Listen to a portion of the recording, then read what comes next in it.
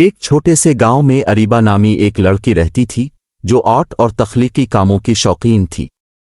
وہ روزانہ اپنے رنگین برش اور کینوس کے ساتھ نئے خوابوں کی تصویریں بنایا کرتی تھی۔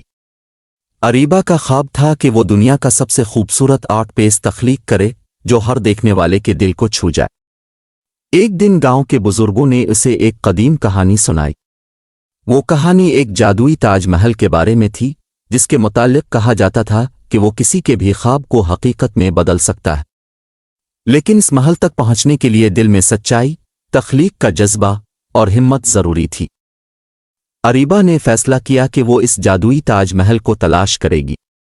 اس نے اپنی تخلیقی صلاحیتوں پر بھروسہ کرتے ہوئے ایک خالی کینوس، رنگوں کا ڈبہ اور اپنی ہمت ساتھ لی اور سفر پر نکل پڑی۔ راستے میں اسے کئی چیلنجز کا سامنا کرنا پڑا۔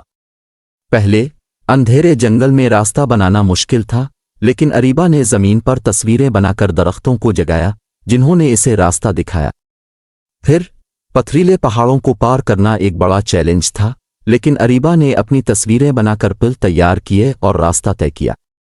آخر میں، شیشے کی جھیل نے اسے روکا جس کی سطح آئینے جیسی تھی۔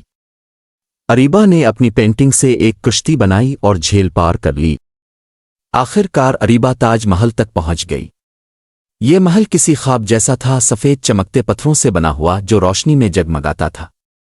محل کے دروازے پر لکھا تھا، اپنا سب سے بڑا خواب یہاں پیش کرو۔ اریبہ نے اپنا خالی کینوس نکالا اور اپنی زندگی کی سب سے خوبصورت پینٹنگ بنائی جس میں اس نے اپنے خواب، اپنے گاؤں اور اپنی محبتوں کو پیش کیا۔ تاج محل نے اس پینٹنگ کو اپنی روشنی سے سجا دیا اور اریبہ کو یہ طاقت دی کہ وہ اپنی تخلیقات سے دنیا میں خوشی اور روشنی پھیلائے۔ اریبہ واپس گاؤں آئی اور اپنے خوابوں کو حقیقت میں بدلنے لگی۔ اس نے بچوں کو آرٹ سکھایا، اپنے گاؤں کو خوبصورت بنایا اور ہر کسی کو یہ سکھایا کہ خواب دیکھنا اور محنت کرنا زندگی کے سب سے بڑے تحفے ہیں۔ اخلاق، تخلیقی صلاحیت، ہمت اور محنت سے اب دنیا کو روشن بنا سکتے ہیں۔